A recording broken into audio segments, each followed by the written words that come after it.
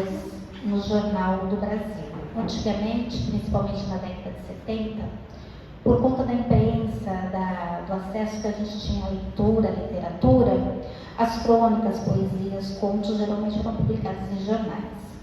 Chama-se Eu Sei, Mas Não Devia, da Marina Colasanti. Ela nos faz pensar sobre como a gente deixa a nossa vida se esvaziar pelo comodismo, pela rotina, por uma vida sem propósito, sem sabor, sem amor. E ela começa assim: eu sei, mas não devia.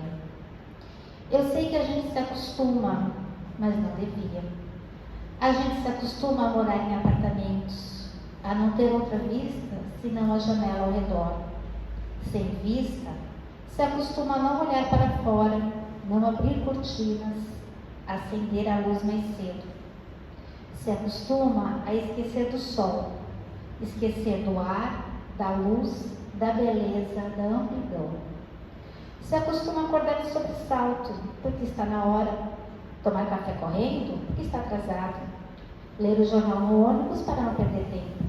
Comer sanduíche, porque não dá tempo de almoçar.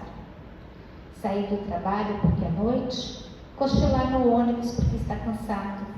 Deitar cedo e dormir pesado, como se não tivesse vivido o dia. A gente se acostuma a abrir o jornal e ler sobre a guerra. Aceitando a guerra, aceita os mortos, os números e a não acreditar na paz. Não acreditando na paz, volta a ler sobre a guerra. A gente se acostuma a esperar o dia inteiro e ouvir: hoje não posso ir. A gente se acostuma a ser ignorado quando precisava ser visto, a pagar tudo o que se deseja, a lutar para ganhar mais dinheiro e aí procurar mais trabalho para ganhar mais dinheiro. A gente se acostuma a andar na rua, ver cartazes e não enxergar as pessoas, abrir revistas, ver anúncios e não ler. A gente se acostuma a ligar a TV, ver os comerciais e dormir. A gente se acostuma a ser conduzido, lançado sem pensar e sem sentir. Se acostuma à poluição, a salas com ar-condicionado, à luz artificial. Se acostuma a fechar os olhos quando vê a luz natural e franzir ao sentir o sol. A gente se acostuma às bactérias da água potável, contaminação da água e a morte lenta dos rios. A gente se acostuma a não ouvir mais passarinho, a não sentir cheiro de chuva, a ter medo dos cães, a não colher a fruta do pé e nem ter planta em casa. A gente se acostuma a ter muitas coisas, se apegar. Em doses pequenas, a gente não percebe, mas vai se afastando. Se a praia está contaminada, a gente só molha o pé. Se o trabalho está duro, tem o final de semana. E se não houver final de semana, a gente dorme cedo. A gente se acostuma à aspereza, a feridas e sangramentos. A gente costuma a poupar a nossa vida. Aos poucos, a vida se gasta. Se gasta de tanto se acostumar e se acostuma a perder de si mesmo.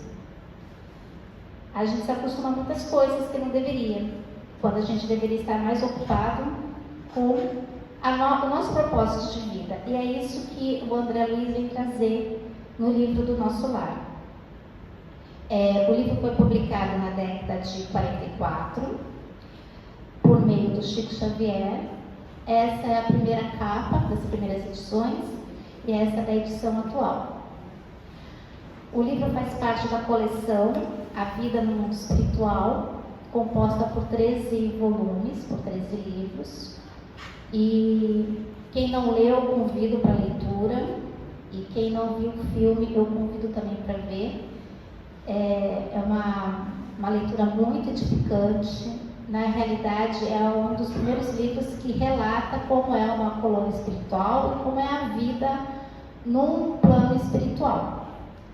Então, essa é a vista da colônia de Nosso Lar. Todas as imagens eu retirei da internet. Vocês querem que eu apague a luz? Fica melhor para vocês? Não precisa apagar a luz. O livro Nosso Lar, ele foi indicado como um dos 10 melhores livros espíritas do século XX, numa pesquisa. E em setembro de 2010 é lançado no formato de filme. Essa é a representação de André Luiz, um médico famoso, com bastante conhecimento, uma vida muito abonada, morava no Rio de Janeiro. E essa imagem é muito significativa porque revela aqui um pouco do comportamento que ele tinha. Ele fazia uso de cigarro, de bebida, então isso levou ele a ter algumas complicações em relação do comportamento que ele tinha com o conhecimento que ele possuía. Ele acaba falecendo, ele desencarna e ele passa um período numa região chamada umbral. Lá ele se depara com sofrimento, começa a refletir sobre a vida que ele tinha, né, quando estava encarnado, da prosperidade material, dos ensinamentos da mãe. E o que ele tem muita dificuldade é porque os outros espíritos que estavam ali, junto com ele nessa região, o chamavam de suicida, mas ele não tinha se matado. Ele lembrava de ter ficado doente, de ter ficado internado e morrido, falecido no hospital.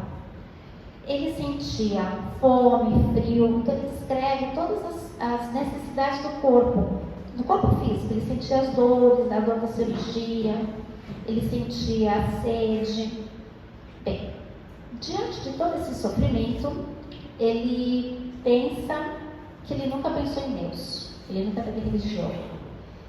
Mas nesse limite de forças em que ele se encontra, ele leva o pensamento, faz uma oração profunda e faz uma prece de coração sentida, né, sincera, e aí surge Clarencio, que é um dos benfeitores do livro, da coluna de Nosso Lar, acompanhado por outros auxiliares, e o resgata. E assim ele chega até a colônia espiritual Nosso Lar. Então ele descreve todo o caminho que ele faz no umbral até a colônia, que ela é uma cidade amuralhada, existe uma muralha, portões, um portão principal. E ele vai revelando toda essa organização de uma cidade espiritual, de uma colônia espiritual.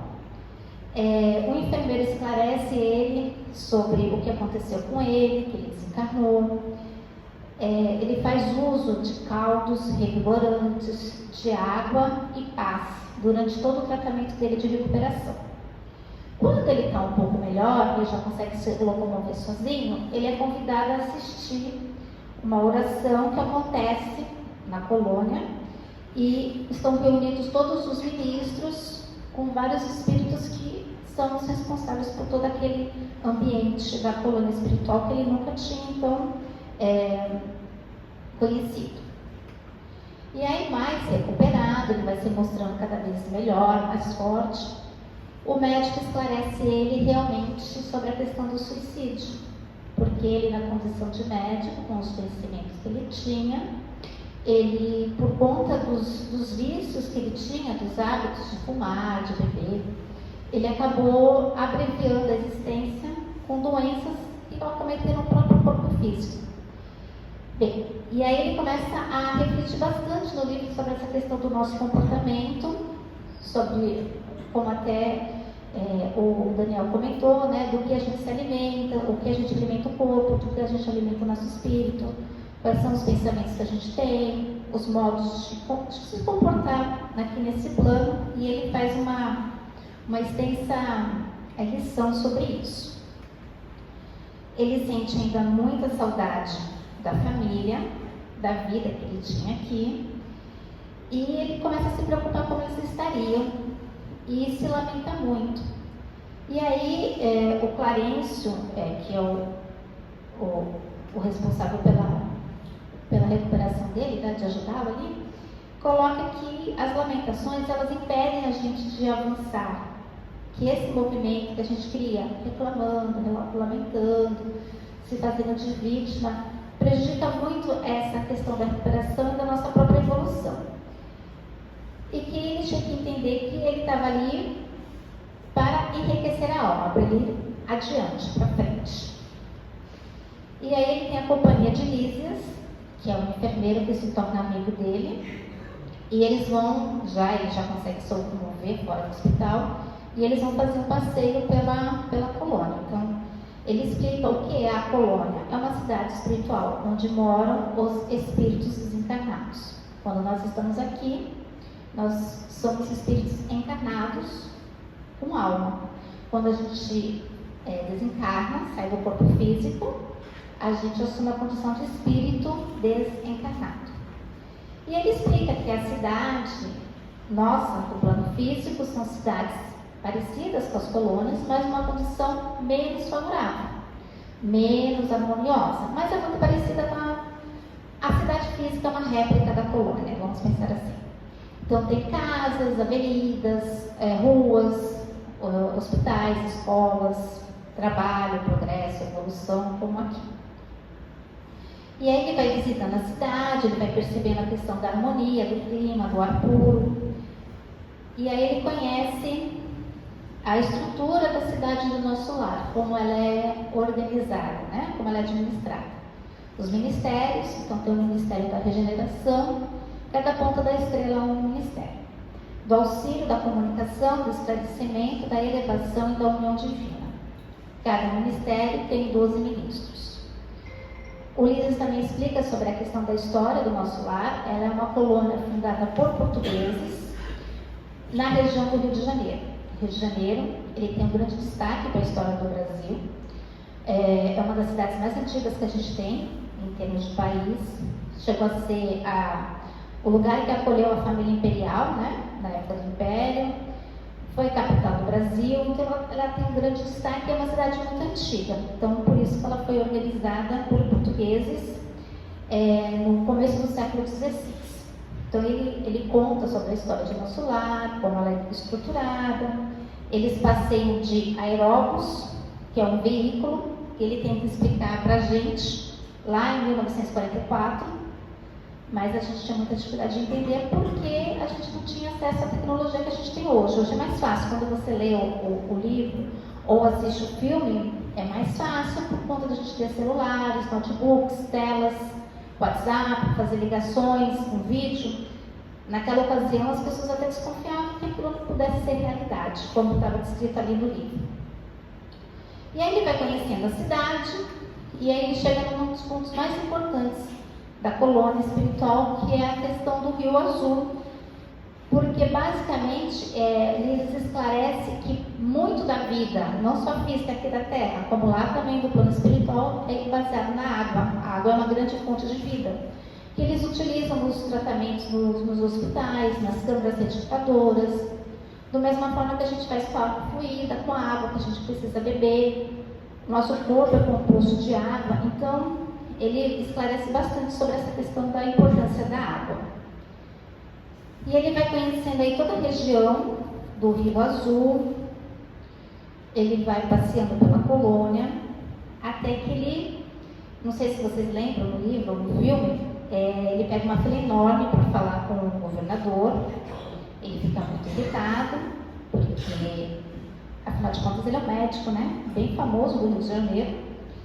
E ele demora, as pessoas demoram na fila, inclusive uma senhora que estava na frente dele, demora bastante. E aí quando o governador o atende, que chega a vez dele, né, ele fala sobre a questão de que ele gostaria de trabalhar na colônia, porque ele é um médico.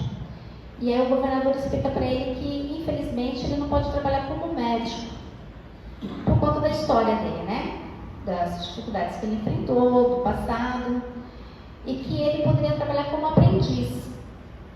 E aí ele começa a pensar realmente em toda a trajetória de vida dele, e ele aceita então trabalhar como aprendiz.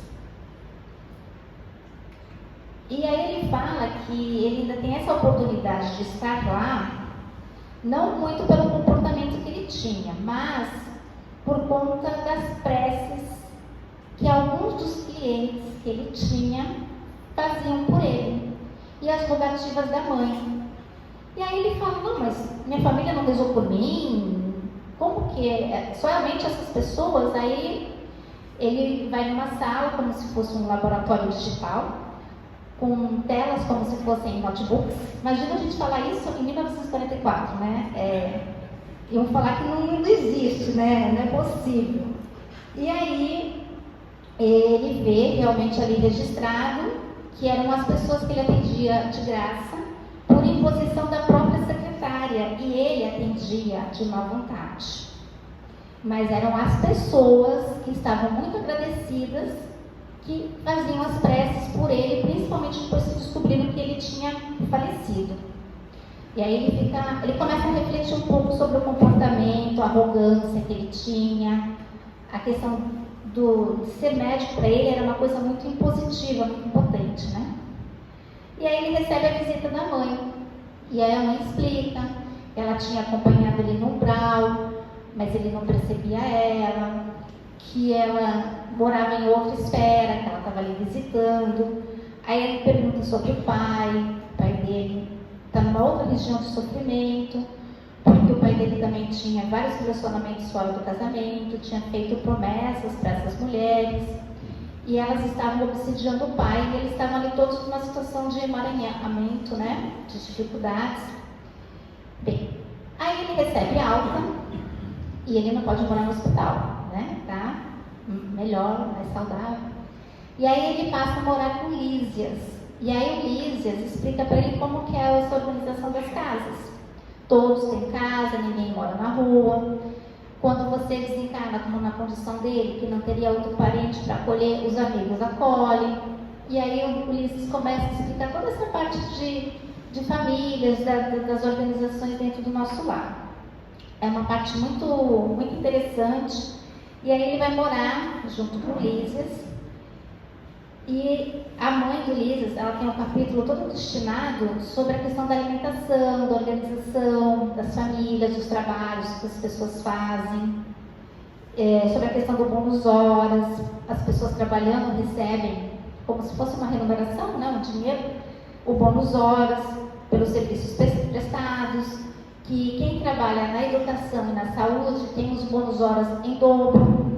E aí ele já começa a ficar mais alegre, porque já era médico, vai poder trabalhar na saúde, né? Vai ganhar. Aí ele começa a perguntar o que ele poderia usar os bônus, que são os passeios, as atividades da colônia, conhecer outras colônias.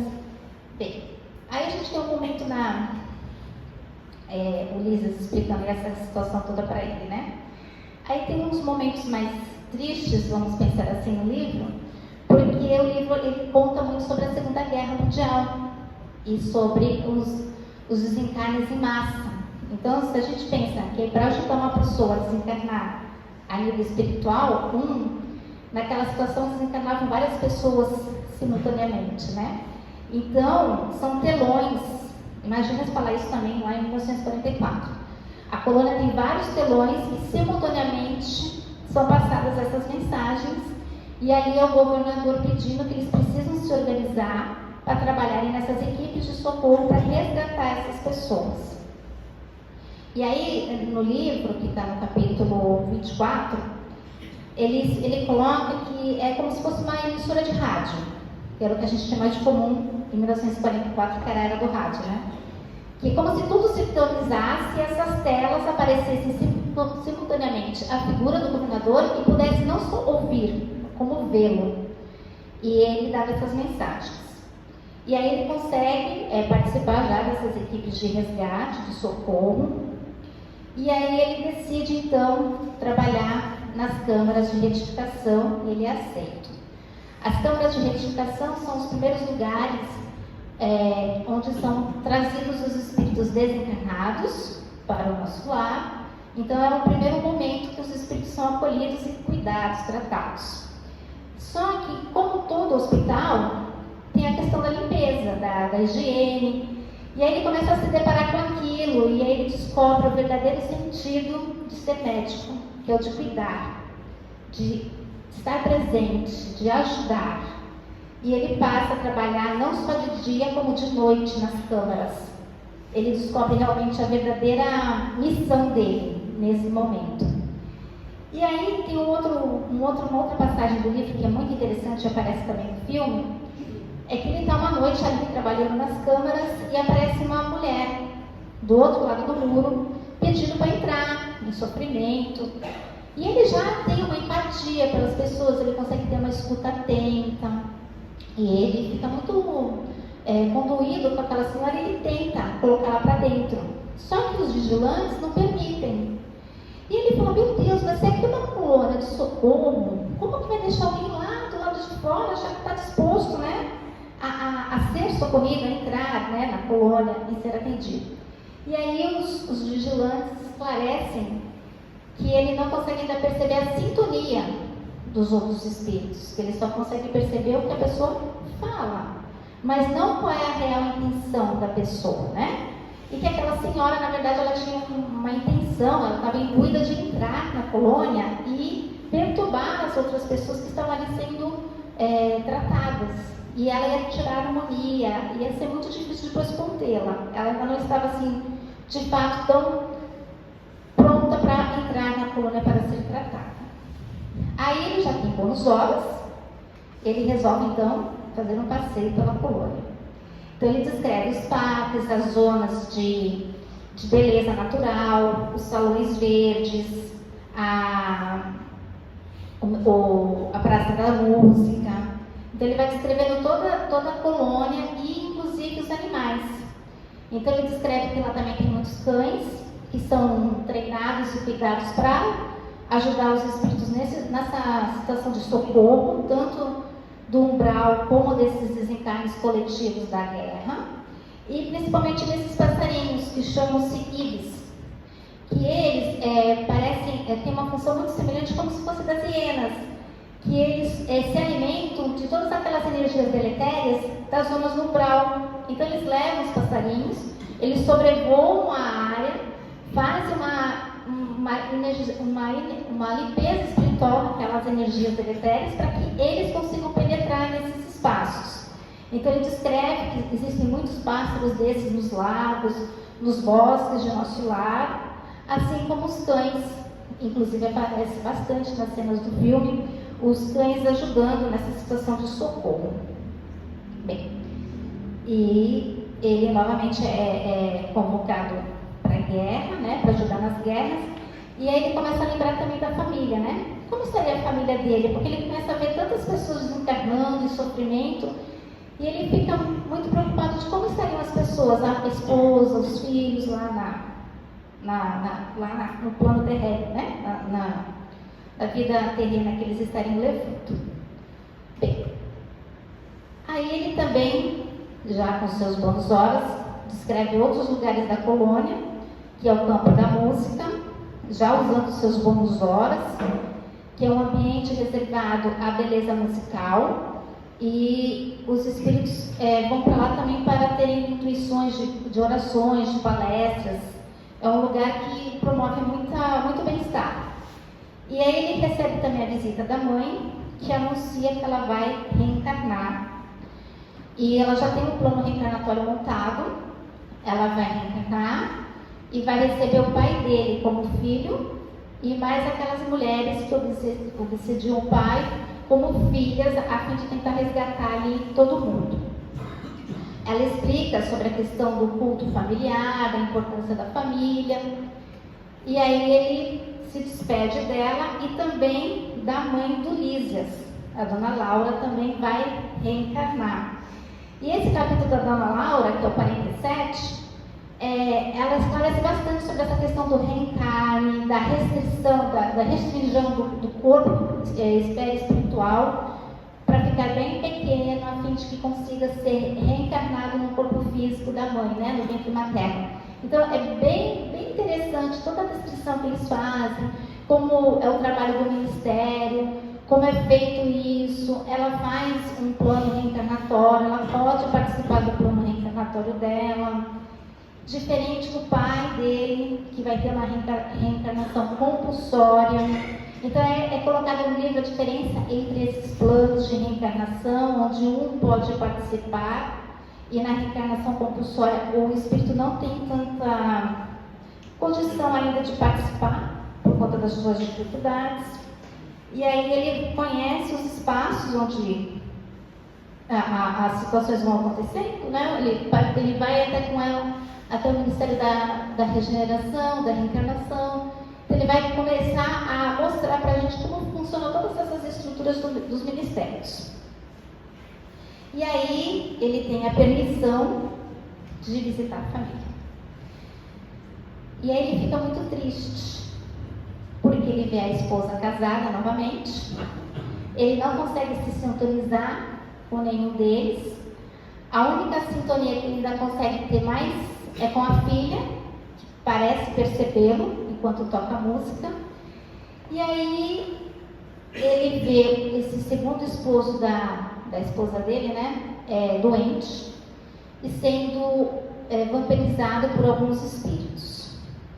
E aí nesse misto, né, de dificuldade, ele passa um filme na cabeça dele, né, desde o tempo que ele estava ali junto com eles, falecimento, desencarne, umbral, Lísias, Clarencio, tudo aquilo que ele conseguiu aprender, tudo aquilo que ele conseguiu trazer de significado, de sentimento, afeto, e ele decide ajudá-los. Então ele começa um novo André Luiz, né? Ele começa a ajudar esse senhor, ajudar a esposa, dando força, dando consolo. Junto com a Narcisa, ele começa a fazer todo esse trabalho de cura e libertação desse segundo esposo, até que ele consegue se recuperar. E aí ele, já no capítulo 50, volta para nosso lar. E ele, por essa evolução que ele consegue, por essa história de superação, ele ganha um título de cidadão de nosso lar. E é quando o Clarencio fala para ele que o mundo precisa de histórias felizes, de histórias de superação. E que ele pode, então, depois de ter conhecido, entendido toda a estrutura de uma colônia, explicar para nós aqui, do plano, né, plano físico, como é e o que pode ser feito. E tem uma frase que ele fala, que quando ele vai na casa dele e vê essa situação toda, do novo marido da esposa, dos filhos que não conseguem se sintonizar com ele, ele fala que a gente precisa agir mais e reagir menos. A gente precisa fazer as coisas, não ficar reagindo com aquilo que fazem com a gente, né? E eu acho muito importante quando ele chega nessa conclusão, porque eu acho que é isso que a gente precisa aprender, eu pelo menos, né? Agir, não ficar reagindo com o que fazem. E aí eu separei essa frase também dele, que é: uma existência é um ato, o corpo uma veste, o século um dia, o serviço uma experiência, o triunfo uma aquisição, a morte um sopro renovador. E aí, para terminar a nossa apresentação, eu separei uma poesia da Cora Coralina, que fala um pouco sobre a humildade. Eu gostaria de ler para vocês e a gente encerra desse modo mais sensível, para que a gente também possa ter uma história feliz de superação diante de todos os conflitos que a gente vive na nossa existência, no nosso plano reencarnatório. Senhor, que faça-me aceitar, que eu não sinta aquilo que eu não tenha, que não me lamente, que eu pense no sim e evite o não.